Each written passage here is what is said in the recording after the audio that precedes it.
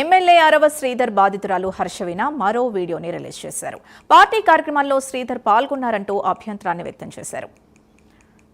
ఒకవేళ అరవ శ్రీధర్కు clean chit ఇస్తే బాధితురాలిగా తనకు చెప్పాలని ఆమె కోరారు. క్లీన్ చిట్ ఇవ్వకుండా పార్టీలో పాల్గొంటే శ్రీధర్పై ఎలాంటి చర్యలు తీసుకుంటారని ప్రశ్నించారు.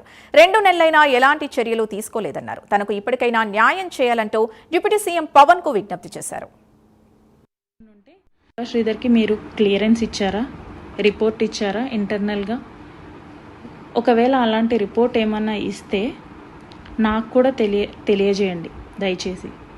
ఎందుకంటే అతని పార్టీ కండువా వేసుకోవడం ఈజ్ అన్ అఫెన్స్ అనేసి నేను ఈ వీడియో చేస్తున్నాను. కాకపోతే మీరు ఇంటర్నల్గా ఏమన్నా రిపోర్ట్ ఇచ్చిండుంటే ప్లీజ్ మాకు పబ్లిక్కి కూడా తెలియజేయండి. ఎందుకంటే I'm the one who suffered by him. కాబట్టి నాకు తెలిసి నాకు ఆ రైట్ ఉందనేసి నేను అనుకుంటున్నాను, అందుకే అడుగుతున్నాను. శ్రీధర్కి మీరు క్లియరెన్స్ ఇచ్చారా, రిపోర్ట్ ఇచ్చారా ఇంటర్నల్గా?